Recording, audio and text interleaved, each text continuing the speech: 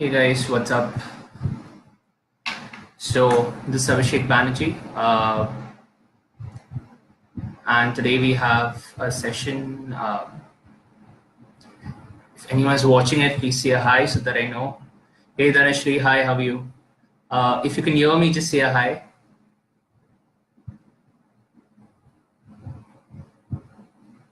Awesome. Okay.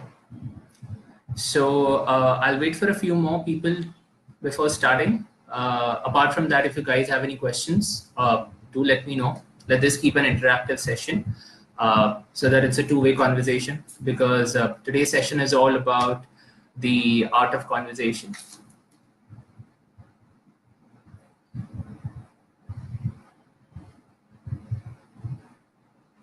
Hello. I'm live. Yeah, right. See. Okay. Awesome, Dhanashri. So if you guys have any questions, do shoot it right across. And if you don't, we can wait for the session. And after the session, I can answer it for you guys. So let's get started.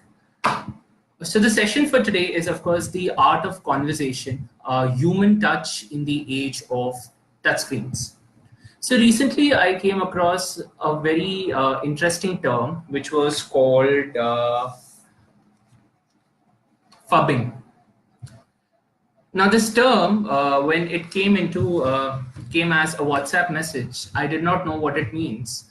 So, of course, I went to Google to find out the meaning. So, what fubbing exactly means is when somebody ignores the person standing in front of him or her because of his smartphone, it is known as fubbing, as in phone plus snubbing is equal to fubbing. So, I found it very interesting because I found it to be a common trend in people today, that for their smartphones, they neglect the people who are standing in front of them. So I went on to Google to find out more such related terminologies and more such related stories to fubbing. So I came across a very interesting research. Now, the research said that a few years back, a few social experimenters, they conducted a small social experiment. So they gathered 100 couples, not exactly people of the same sex, but they gathered 100 couples and they made them have a conversation.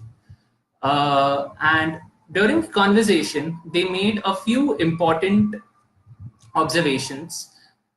They noted all those people who were using their phone while talking to the other person, as in they were fubbing, and all those people who were not using their phone while talking to the other person. So and at the end of the social experiment, they analyzed the conversations and they questioned all the participants of the project. And they found that the people who did not use their phones, or people who were not distracted by their phones, had deeper conversations. So the example of fubbing, which I cited earlier, holds true for this experiment in the sense that ignoring the person, ignoring an actual human being for a phone has become the state of affairs today. That was the entire reason why, this topic was born, in the sense retaining the human touch in the age of touchscreens. So the psychological aspects of fubbing are many. For example, fubbing disrupts the present moment, in the sense, while you're neglecting the person standing in front of you, you are not giving the person due respect that he or she deserves. Also, you are neglecting the needs of the person standing in front of you. So, for example, psychology says that fubbing also hampers the mental health of the person who is being fubbed. In the sense, it affects the belongingness of the person, the self-esteem of the person. It also affects the meaningful existence of the other person. Because if that person is standing in front of you and having a conversation with you, of course, he is in need of the attention that he or she deserves.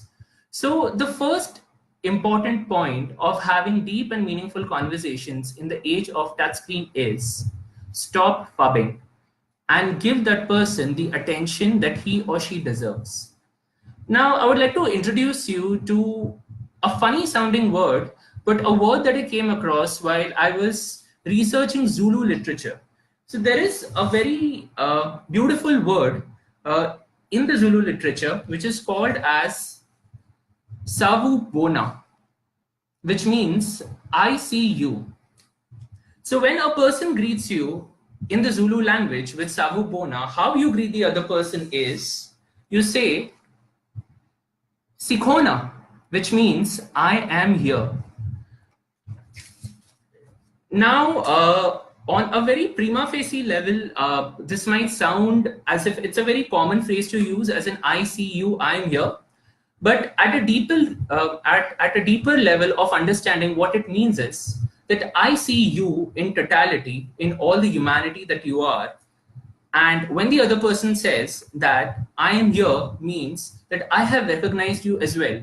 So this is a beautiful concept of giving all your attention that you have to somebody, so that when you acknowledge the existence of the other person, that other person also gets interested to share his feelings, to share his emotions, to share his thoughts with you. And that is the onset of a deep and meaningful conversation. So I see Asmita has joined it. Hi, Asmita. Thank you for the thumbs up. So if you guys have any questions, please keep on posting. Hi, Shilpa. Hi, Julie. And I'll be answering them at the end of the session.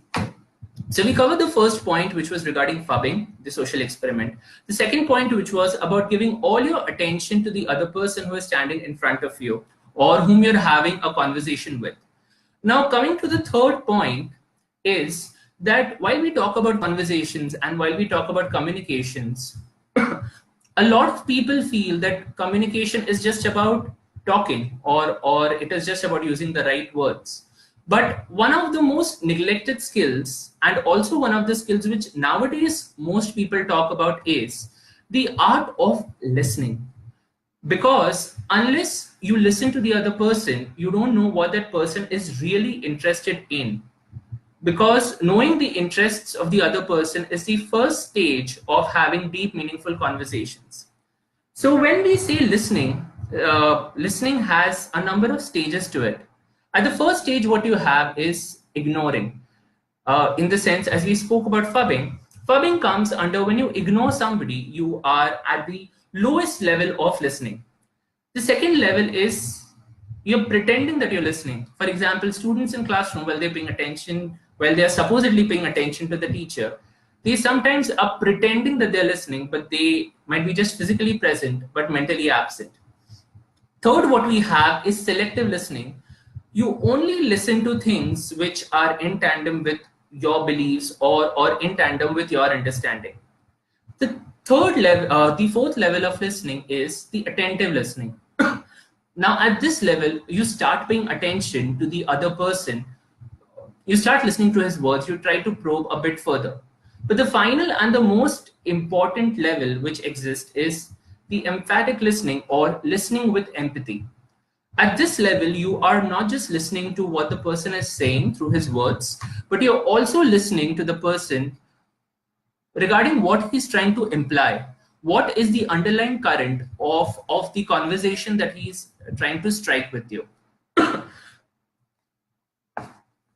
So, the Zulu story that I shared with you has a very simple meaning attached to it, is that togetherness is the point of dialogue.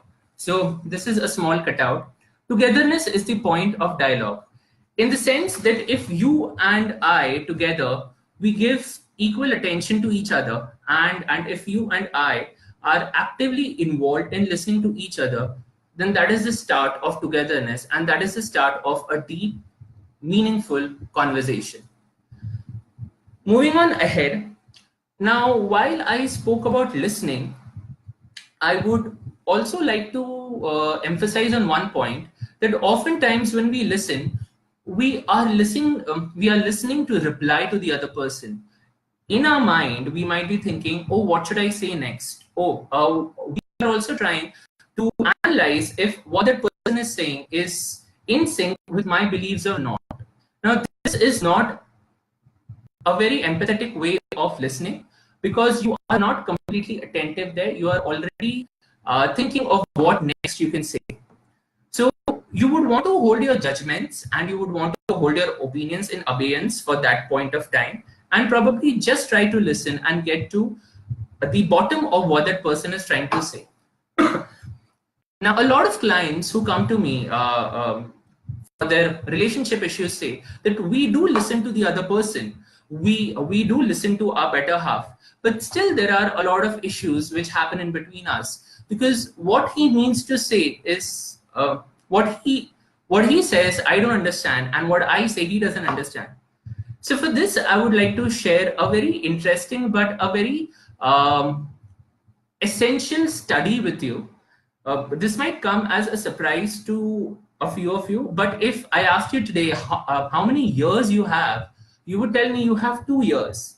But according to this particular scientist, he said that human beings have 4 years. So I would just share a small pictorial with you. So human beings are actually said to have 4 years. So whatever we process has to pass through either one of these years. And these years, as they are, is called the facts year, the relationship year, the self-disclosure year, and the appeal year. Now we'll be discussing this in detail so that we'll be able to understand the levels of understanding and the levels of listening, which is the basis of having effective conversation. So for that, I'll take an example. Imagine that there is a husband and wife. I know it's a very peculiar example, but imagine there's a husband and wife, and the wife has cooked some really good meal for the husband, and alongside the meal, she has offered the husband some bread. The husband looks at the bread and he asks, "Where have you bought this bread? Where have you bought this bread from?" I repeat. The husband asks the wife, looking at the bread, "Where have you bought this bread from?" Now, there can be a lot of replies that the wife can give. Either the wife can say, "If you don't like the bread, go out and eat." The wife can also reply as, "I'm not your servant." Or there could be other replies like the peculiar that, "Are you trying to say that I'm not a good cook? Oh, you don't love me anymore." So amongst couples, why do such misunderstandings happen? The solution to this is completely explained by this theory. So we'll go in it detail by detail. So while we talk, actually originally communication is sender sending the message and the receiver receiving it. So the sender encodes the message, the receiver receives the message, he decodes it, and then he gives the feedback to the receiver. So what happens in between that? There is a misunderstanding created and arguments happen and a lot of flaring up happens. So let's analyze it in a very interesting fashion. So the stage one, the year one, when a message is given out by a sender, he gives out the message at 4 different levels. Let's understand the first level. So the first level is the factual information, or the information which is consciously conveyed. In the previous example, when the husband said that, "Where is this bread from?" probably he was just specifying at a factual level and he wanted to know where is the bread from. That was at a factual level. If the wife would have understood the same message at a factual level, she might have just answered, "Probably it's from the supermarket." Let's understand the level 2. Now the remaining 3 levels which are there, they are all analyzed at the subconscious level by the receiver.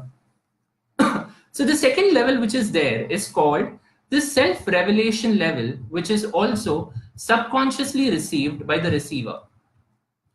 So the self-revelation which happens is probably what the husband is trying to say, that he doesn't like this bread. That is level 2, self-revelation. Let's understand level 3. At the level 3, what happens is what the sender is implying is the appeal. The appeal part is again received at the subconscious level, and what the person is trying to say, what the sender is trying to say is that I don't like the bread, don't serve it to me some other time. So that is the third level. And the final level, and the most important level, because at this particular level, the most amount of misunderstandings happen, because the final level is the relationship level. The relationship level, which is again received at a subconscious level. At the relationship level, what the sender is trying to say is that, or what is actually decoded by the receiver is that, you are doubting me if I'm a good cook or not. And that's the reason why wives sometimes say, oh, you don't love me anymore. Because what is decoded by the other person is that him pointing out where the bread is from is actually trying to say is that you don't love me anymore. Now, let's be genderly equal and even analyze in the case of husbands. Now, imagine the husband is driving the car and it has stopped at a signal, and his attention is somewhere else. And all of a sudden, the wife sees that the signal has turned green. And she tells the husband, oh, the signal is green. Now, the same message can again be decoded by the husband at 4 different levels. At the factual level, what the wife implied to say is that the signal has turned green. At the self-disclosure level, what can be implied is that the wife has seen the signal has turned green, and probably she just wants to inform the husband. At the third level, as in the appeal level, is that probably she wants the husband to move from there because she wants to reach somewhere. That is the fourth level. And the appeal level, which could be misunderstood by the husband, probably is that, to which the husband might retort saying that, who is driving the car? Am I driving the car or are you driving the car? So this is the fourth level of the relationship level, in which a lot of misunderstandings happen because the husband has not decoded the message well. Now the question here is, who exactly is at fault? In the previous example and also in the second example, is the husband at fault? Is the wife at fault? Or are both at fault?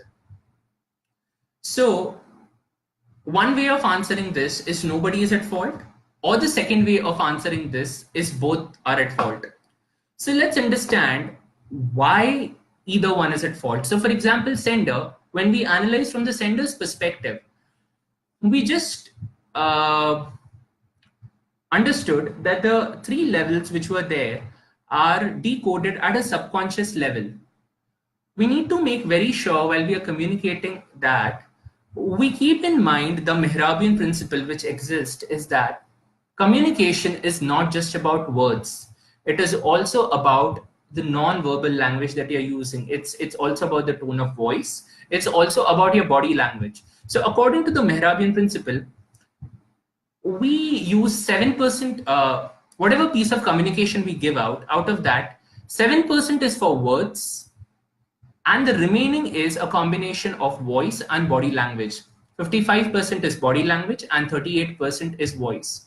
So a lot of times the misunderstandings which happen on account of communication might not be because of the words, but it could be because of the tone in which it is said or the body language of the sender, which the receiver has decoded according to his own filters and according to his own sense of understandings.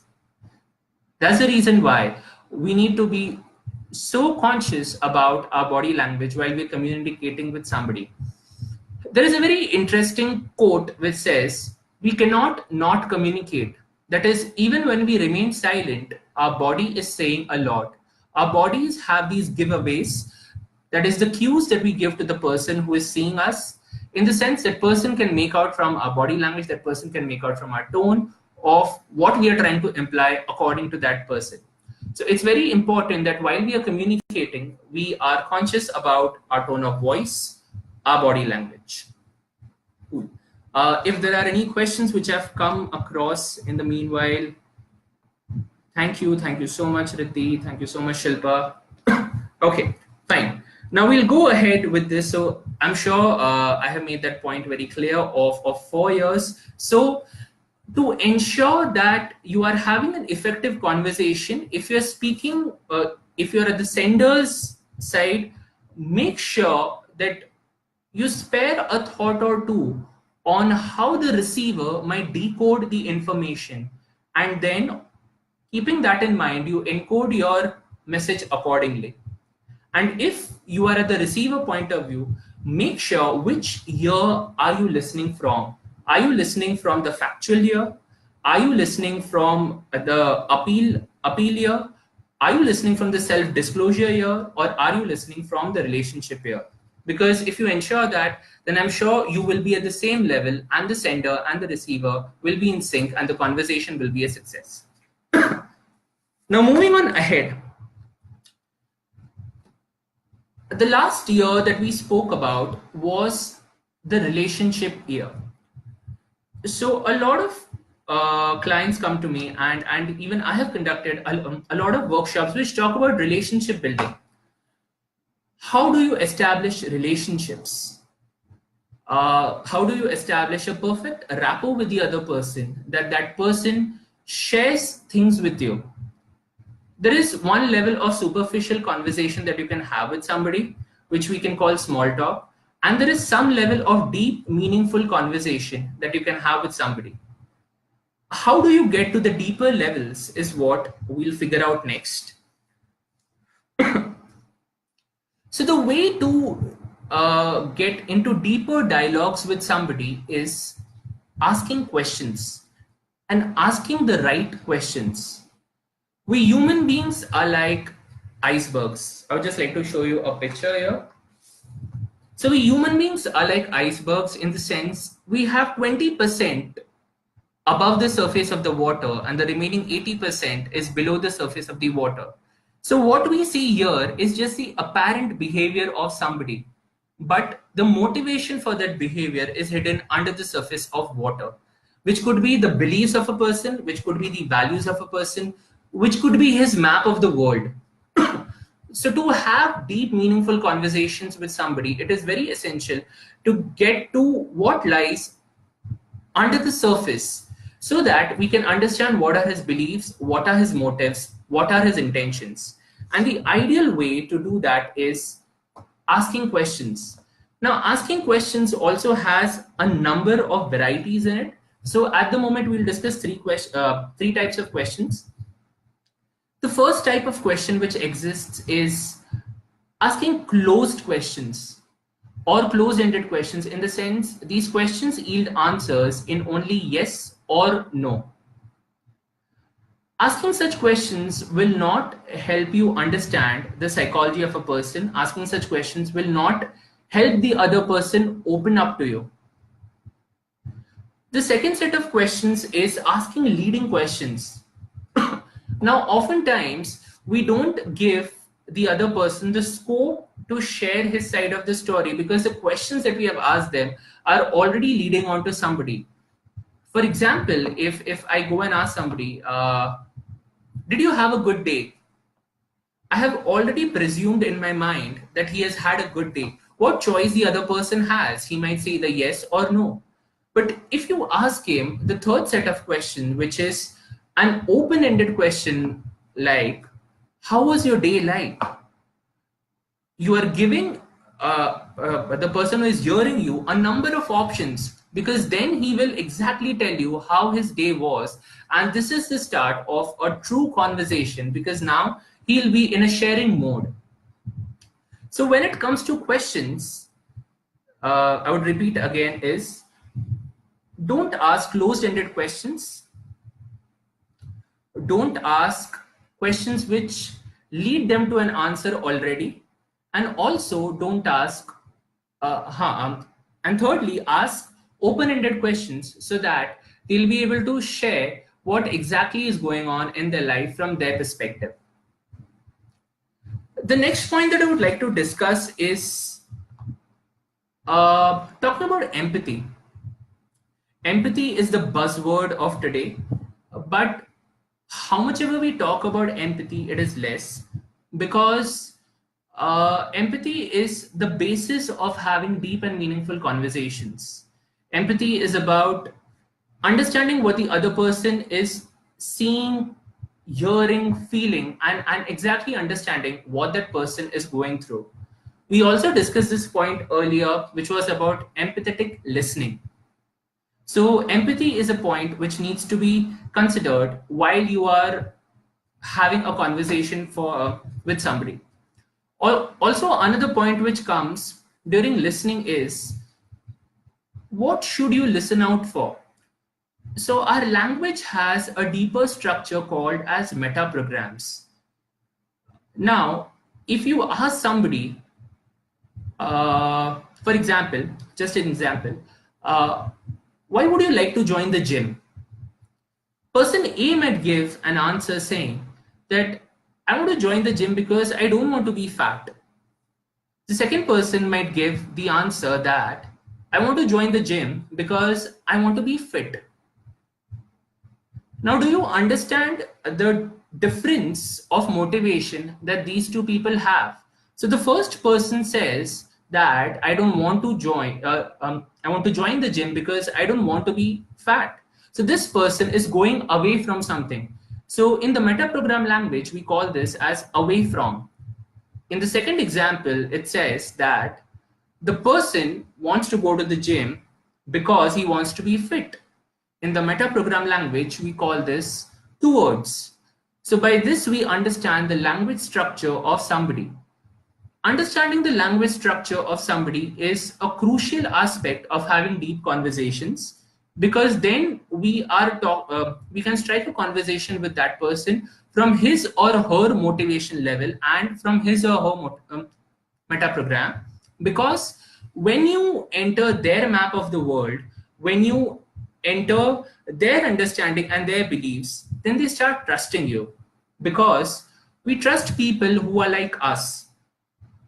So understanding a person's deep structure of language, or understanding a person's meta program, is a way to establish trust. And establishing trust is the first way of achieving rapport with that person.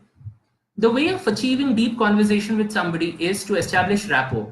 Now, rapport has a number of definitions, but if I had to give you a small acronym for rapport, is really all people prefer others replicating them. In the sense, we like people who are like us. I'm sure you might have heard the quote, birds of same feather flock together.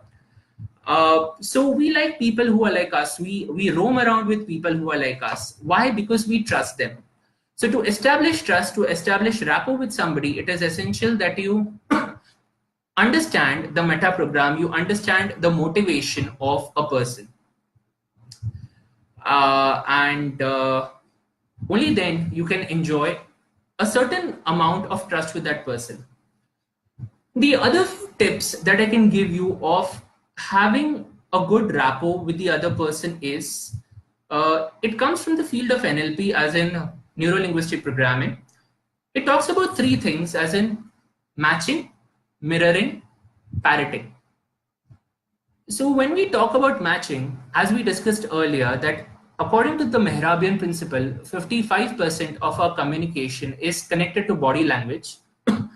When we talk about matching, we actually match the body language of the other person, because at a subconscious level, while we are scanning the other person, if we can trust him or not, having a well matched body language in between two person helps us connect at a subconscious level with the other person, because we are giving the signal to the subconscious that, hey, I am like you. So when we match the body language of the other person, we establish the first step of being in sync with the other person. You can either match the other person, or you could mirror the other person's body language. Even this is a way of establishing trust at a subliminal or at a subconscious level with the other person. The third way is to parrot what the other person has said.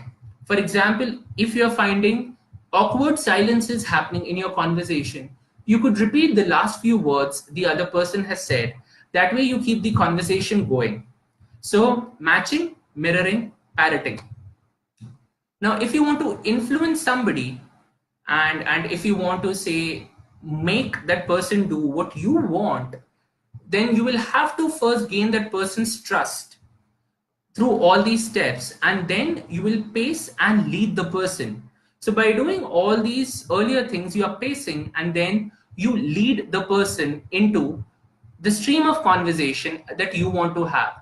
So these are the strategies from NLP which can be used to establish deep-seated rapport with somebody, to establish that initial level of trust and have deep, meaningful conversations. Since, as I said, that if a person has to open out and share with you what lies under the surface, as we discussed the iceberg model, that person needs to trust you first. And for that person to trust you first, you need to establish rapport with that person. So this is the secret of having deep, meaningful conversations through establishing rapport. If there are any questions, you can put it across and I would love to answer them. Guys, let's make this more interactive so that it's a two-way conversation, as I said, since we are talking about conversations. If you don't have any questions, then I'll go ahead.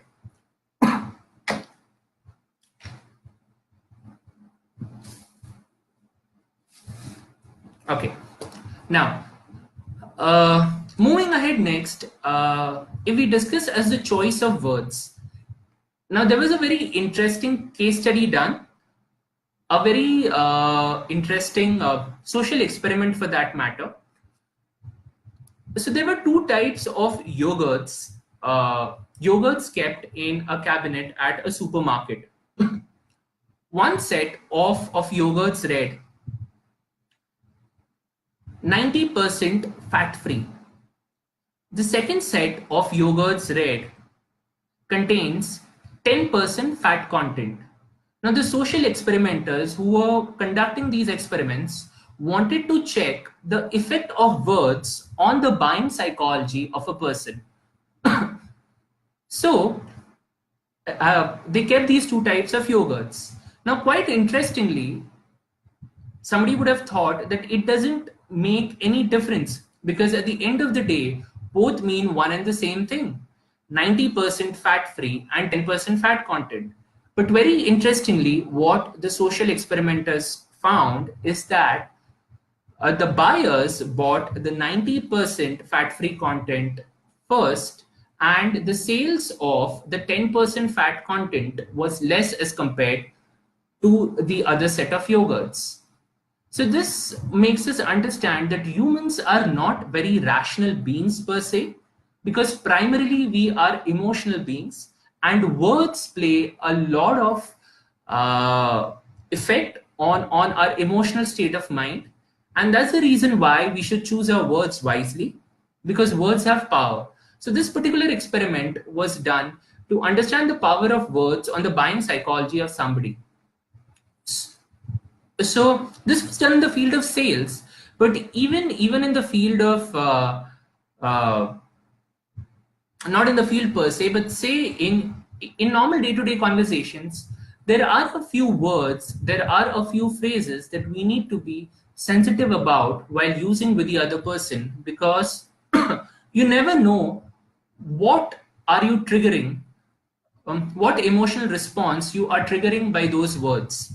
That's the reason why when I discussed about questioning, when I discussed about asking open-ended questions and also questions which probe further on what lies under the surface of the water in the human iceberg model, I would also like to reiterate one thing, is that while you're questioning the other person, be very sure about what is the intent of questioning it.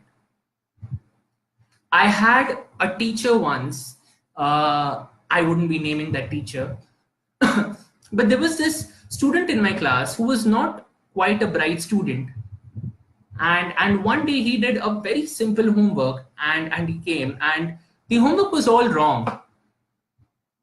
And the teacher asked him a question instead of asking him that, why is it so difficult for you? Or if there is any way that I could help you out. The teacher asked him a question, why are you so stupid? Now, this particular question created a lot of self-identity and self-image issues in the child, because after that, the student stopped raising his hands in the class ever to answer questions, because every time he would go to answer question, this particular question would always keep on ringing in his mind, why are you so stupid? So while asking questions to the other person, be sure of what is your intent and what emotional response you might be triggering while you're asking that particular question. The other example I could give you is, some people ask questions like, how are you so annoying? Now, what is the other person expected to answer to this particular question? So such kind of questions you would want to avoid, because they wouldn't go to the root of the problem. Say, even if the person is coming across as annoying to you, you might want to understand the issue, you might want to discuss it properly by asking questions which are productive and they don't fall in such gray shades. So be very sure about asking the right questions and with the right intentions to get to the deep structure of the understanding of a person's behavior. So I'll be checking again in case if there are any questions, please let me know. Ask the right questions so that I can provide you the right answers. Okay, so I don't see any questions here, so I'll be moving on ahead. So coming to one of the last few points which are left in the discussion of today is that while having a conversation with somebody, try to have a conversational contribution and not a conversational contest, because oftentimes, as I said, is that we listen to respond. We don't listen to understand what the other person is trying to say. So try to have a conversational contribution, because only if you listen properly to the other person, you can understand his side of the view, you can understand his motives, his intentions, and only then will you be able to contribute to the conversation effectively. So a point that I would like to discuss with this is that have a conversation contribution and not a conversational contest. So I have covered the major points that I wanted to cover in this session. In case if there are any more questions, do let me know. I would love to answer the question. I would love to answer the questions that you guys are posing. Apart from that, all the points that I thought that would be beneficial for you all with regard to having effective conversations, I have discussed. In case if you want a quick revision of what we discussed, I would like to say that, first of all, we studied about listening, how important is listening. Instead of having selective listening, having empathetic listening helps having a deep and meaningful conversations. We discussed about how asking the right questions helps understand the psychology of the other person, helps understand the mindset of the other person. We discussed the iceberg model, in which we understood that how people are just 20%, the behavior of a person is only 20% of what they actually are, and the remaining 80%, what lies under the surface of the water, is their values, beliefs, their worldview, their map of the world. We also understood how the 4 years that we have, as in the facts here, the relationship here, the appeal here, and the self-disclosure here are important. For example, if we are at the receiver's point, if we are at the receiver's end of the conversation, it makes sense in questioning ourselves that from which year am I listening to this particular message, and am I at the same level at which the sender is? So being at the same level will help you have a deep and meaningful conversation. Then we also discussed something about phubbing, as in snubbing a person for your smartphone, and not letting that happen, because phubbing is deeply disrespectful to the person who is engaging in a conversation with you. Then we also discussed about 2 very nice and beautiful words from the Zulu literature, which was the first word was Savubona, which means I see you. And the second word, which was Sikona, which means I am here, which says that only if you see me and I acknowledge that you see me, and only if we give our complete attention to each other, only then we can have deep and meaningful conversations.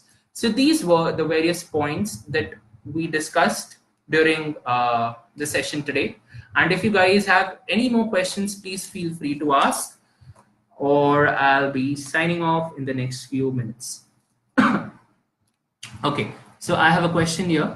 During a conversation, if there are disagreements, how can we and convince other person? We come across some people who are at times hurt or too strong-headed.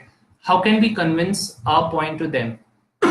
Okay, so this is a very good question put forth by the admin of Laja, I guess. Okay, so while a person is having an argument with you, or say if you're having a disagreement with the other person, first of all, you need to check the style of conversation that you're having. So we have different styles of conversation, okay? We have the aggressive style of conversation. We have the passive style of conversation. We have the passive aggressive style of conversation. And we have the assertive style of conversation.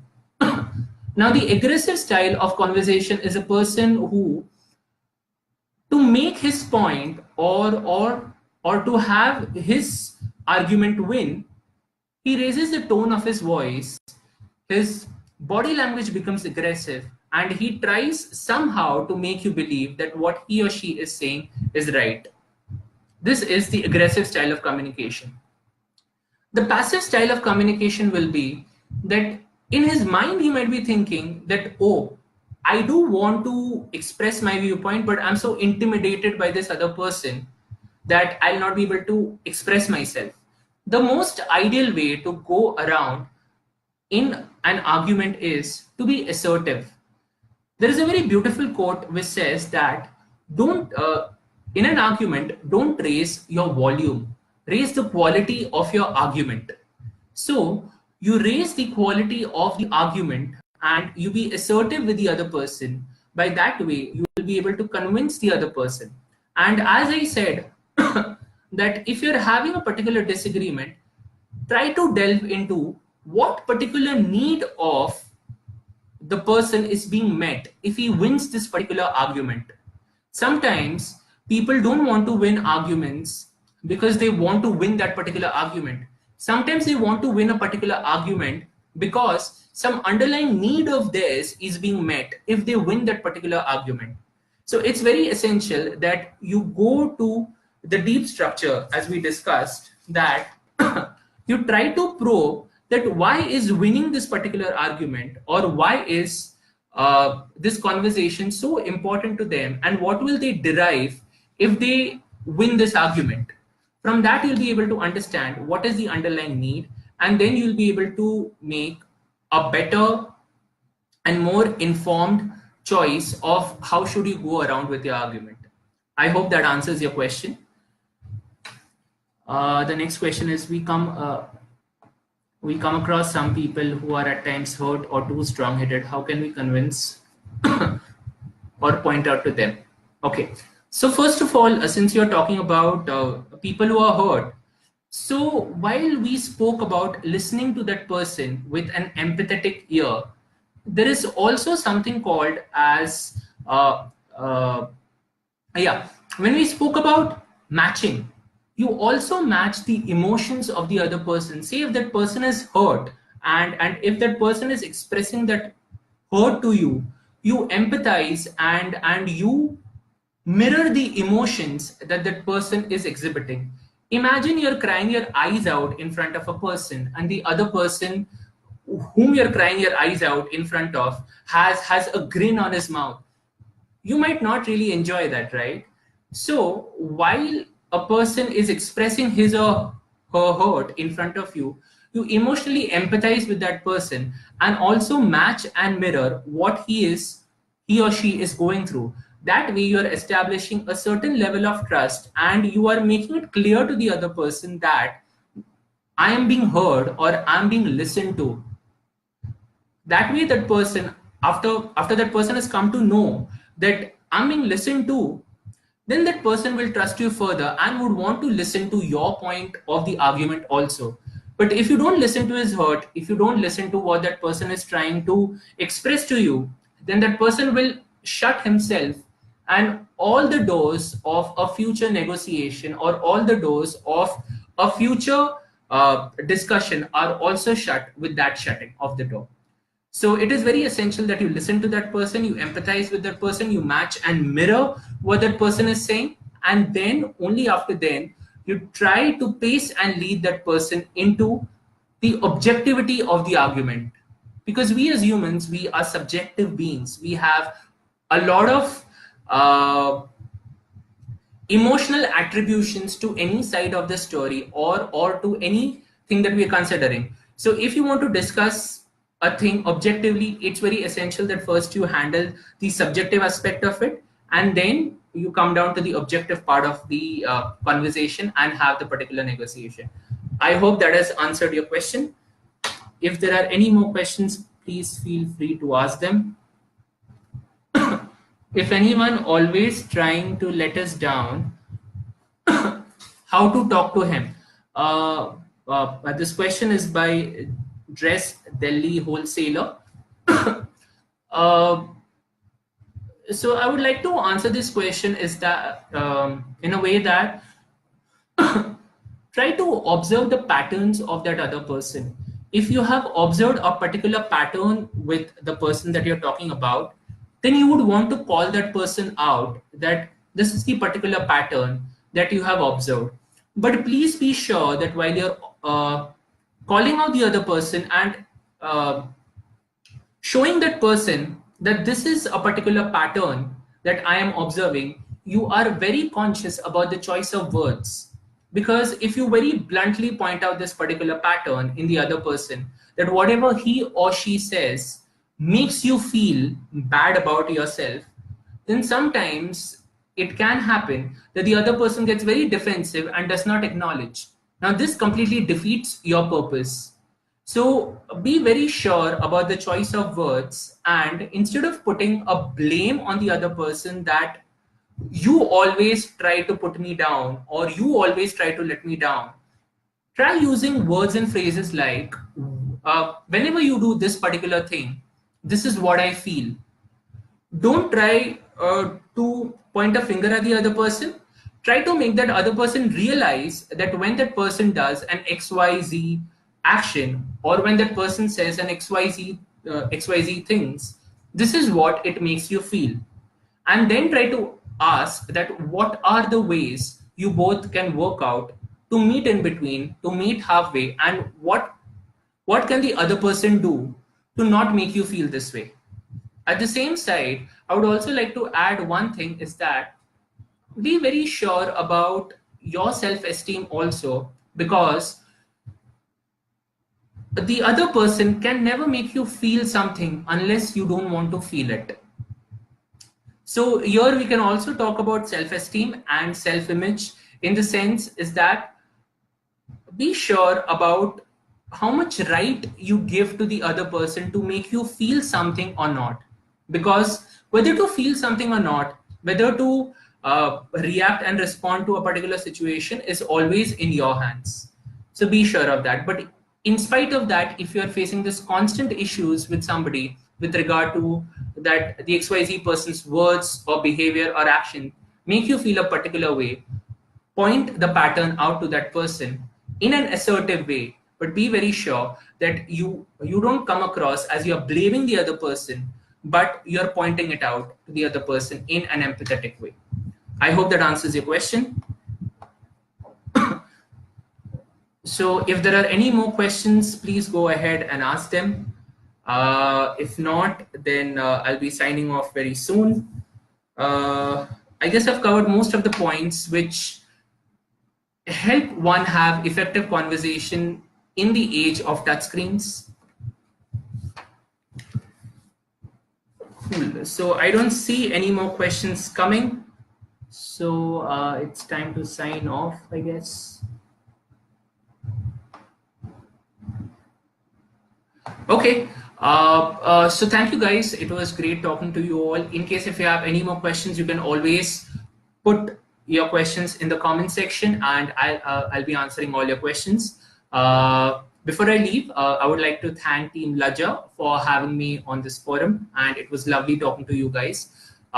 Thank you for having me here. You can also connect with me on my personal profile, and hope to see you sometime soon. Thank you so much. Have good, healthy conversations, because although we might progress ahead, although we have artificial intelligence coming in, we have social media coming in, nothing will replace human touch.